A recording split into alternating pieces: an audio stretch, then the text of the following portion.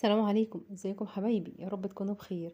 النهارده ان شاء الله هنعمل صينيه سمك في الفرن تحفه، بسيطه جدا وسهله، وهنعمل لها تتبيله تنفع لجميع انواع الاسماك، وهيطلع مستوي جدا وطعمه لذيذ من غير اي مجهود. يعني من غير ما تضطري بقى تقلي وتحتاجي زيت كتير ولا تشوي وتدخني بيتك ولا اي حاجه. ده غير طبعا انه خفيف جدا على المعده. عايزاكي تنسي كل الطرق العاديه وتجربي الطريقه دي معايا، وان شاء الله هتعتمديها وهتدعيلي كمان. بس حابه قبل ما ابدا اقولك لو اول مره بتشوفي القناه يا ريت تشتركي فيها ولايك وشير اذا عجبك الفيديو. يلا نسمي الله ونبدا على طول. ده سمك بولتي، جبته طبعا نضفته وغسلته كويس جدا جدا.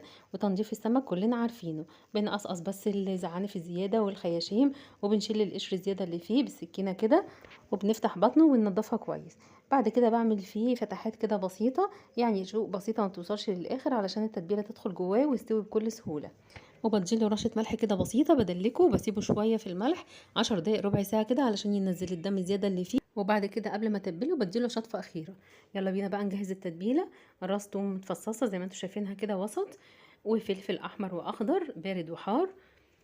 وبعد كده بظبط الملح تقريبا كده معلقه ونص من الملح، معلقه كمون صغيره، معلقه كزبره صغيره، معلقه بابريكا، معلقه بهارات سمك، ربع معلقه جنزبيل. ولو في اي حاجه مش موجوده من البهارات دي بنستغنى عنها، اهم حاجه بس الكزبره والكمون والثوم. بفرمهم في الكبه لحد ما يوصلوا للشكل ده. شايفين شكل وسط كده، يعني مش بطحنهم على الاخر. بعد كده بنقلهم في طبق وبزود عليهم عصره ليمونه وشويه خل. نبدأ بقى نتبل السمك، شطفته من الملح كويس، وبعد كده ببدأ أحشي قلبه وكل الفتحات اللي احنا فتحناها، والخياشيم بتاعته كويس من التتبيلة اللي احنا جهزناها. وبعتذر عن اللقطة دي علشان النور اتقطع وانا بتبل، بس كنت مضطرة اتبل في الضلمة كده علشان تلحق السمك يتشرب من التتبيلة. وبعد كده بقى نكمل بقية الوصفة. علشان كده اضطريت اشغل كشاف صغير كده كان عندي علشان اقدر ان انا اصور واتبل السمك. علشان طبعا اي حاجه بنتبلها لازم بنسيبها شويه حوالي ساعه تتشرب من التتبيله علشان يكون طعمها افضل. كده تمام، هنغطيه وندخله التلاجة يتشرب. بعد كده بقى هبتدي اجهز خلطه هنفرشها تحت السمك في الصينيه. بصلتين وسط قطعتهم طرنشات، فلفل اخضر والوان قطعتهم نفس التقطيعه وزودتهم، طبعا ممكن نكتفي باخضر وبس. ثمرتين طماطم، طبعا كل ما بنزود الخضار كل ما بيبقى افيد وبيبقى كمان شكله حلو.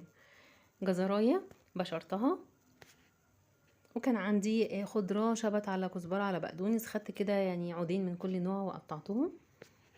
بعد كده بقى كنت شايله جزء من التتبيله حوالي معلقتين، هحطهم اتبل بيهم الخضار ده كله، وهزود حاجات كده بسيطه. هعصر ليمون، طبعا السمك بيحب الليمون. رشه ملح حوالي كده نص معلقه، ومعلقه صغيره من الكمون، وبابريكا، وزيها من بهارات السمك. هقلب بقى كل الخلطة الجميلة دي مع بعضها كده. الخلطة اتبلت، حضرت بقى الصينية او الصاج اللي هستخدمه، غلفت بالفويل لسهولة التنظيف، وهدهنه كده دهنة بسيطة من الزيت، وهفرش فيه الخضار، وهسيب جزء على جنب هحشي بيه برضه بطن السمكة. والخضار ده بيبقى طعمه جميل جدا، ما بيترماش، بيتاكل كده على الرز مع السمك. بحشي بطن السمكة من الخضار، والخضار طبعا متبل زي ما انتوا عارفين. في الوقت ده بكون مشغلة الفرن على اعلى درجة حرارة.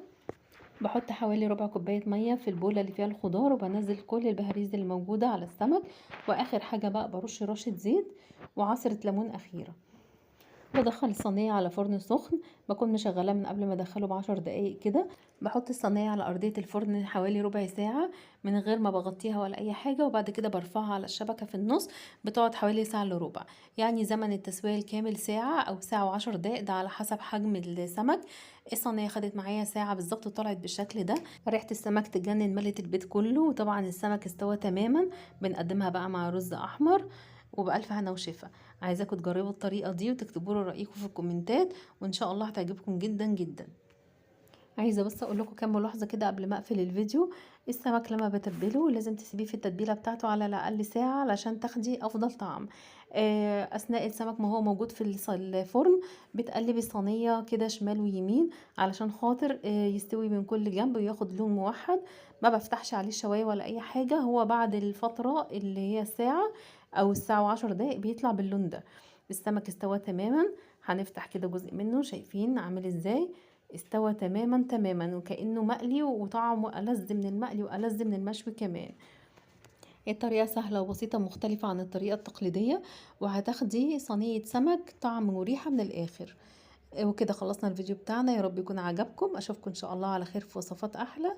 بشكركم جدا، سلام عليكم.